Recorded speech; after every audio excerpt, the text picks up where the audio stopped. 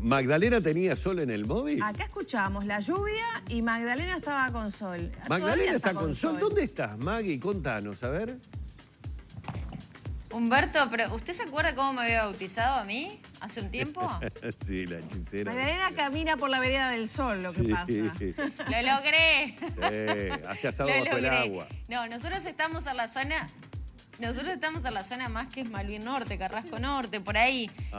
Gallinalia venía Italia, tomen esa referencia por allí, porque vinimos a dialogar con Daniel Montano, que es el presidente del Sindicato Anestésico Quirúrgico, respecto a algunas cifras que se dieron a conocer en las últimas horas, pero que a medida que uno rasca un poquito más, sorprenden y muchísimo, porque desde que se declaró la emergencia sanitaria en marzo del año pasado hasta ahora, en el acumulado de todo este año, se han postergado más de 40.000 cirugías y decenas de miles, porque así me lo dijo. Yo le preguntaba, ¿algunos miles de procedimientos médicos? No, hay decenas de miles de procedimientos médicos también que se han visto postergados. Hablamos de un montón de situaciones a nivel de afecciones cardíacas, por ejemplo.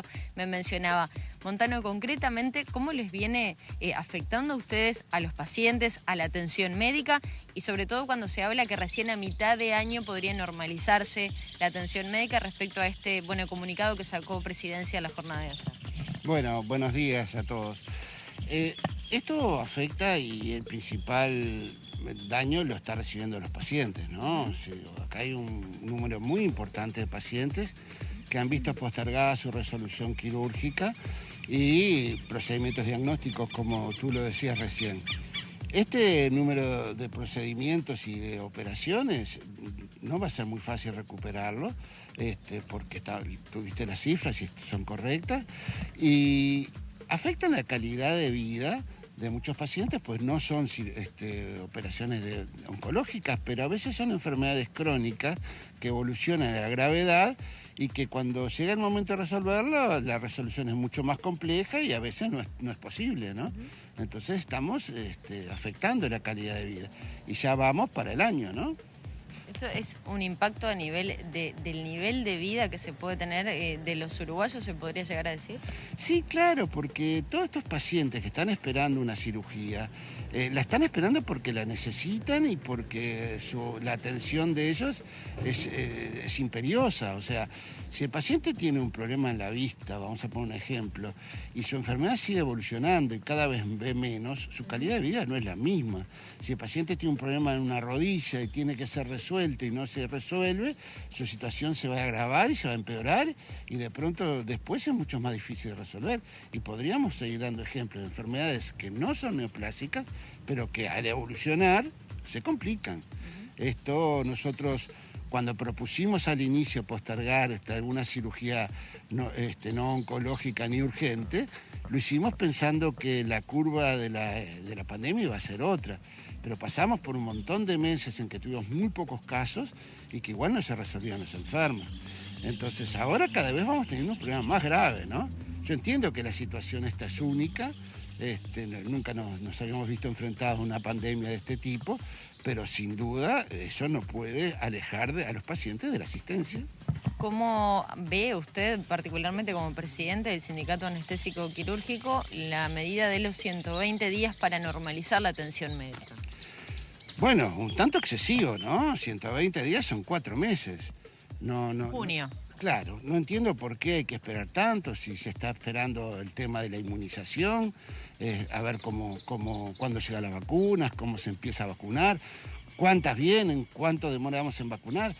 Pero decir 120 días es como no decir nada en este momento, ¿no? Porque nadie va a tomar una medida pensando que dentro de 120 días tiene que volver a la normalidad. Montano, ustedes que están dentro de los centros de salud públicos, privados, ¿ven que están dadas las condiciones con esta situación real de la pandemia para que esto pudiera llevarse a cabo antes de los 120 días, antes de mitad de año? Más allá de que no esté la inmunización. Por supuesto que todos los prestadores tienen realidades distintas.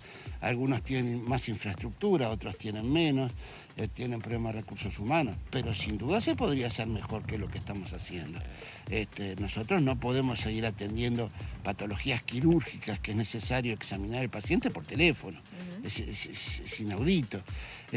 O sea, sin llegar a la normalidad se podría hacer mucho más, mucho más.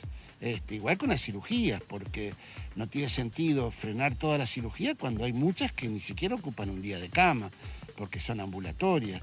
Entonces aquellos prestadores que mantuvieron sus programas de cirugía ambulatoria atendieron mejor a sus pacientes que aquellos que no lo mantuvieron.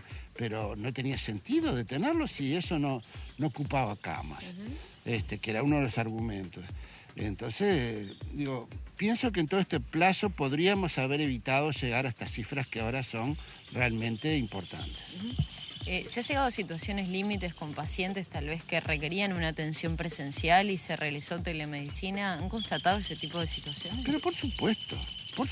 ¿De qué tipo? Para entenderlo un poco Y más. nos hemos encontrado con pacientes que después de 2, 3 consultas por teléfono logramos verlo y cuando los vemos la situación es mucho más grave de lo que nosotros presumíamos.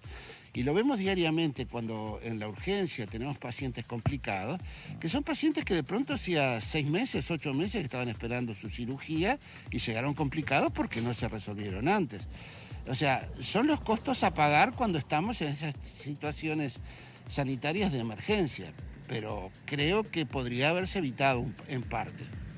¿Cómo está la cuestión de la atención médica respecto a las afectaciones por COVID dentro de lo que tiene que ver con el sindicato anestésico quirúrgico y los médicos en general?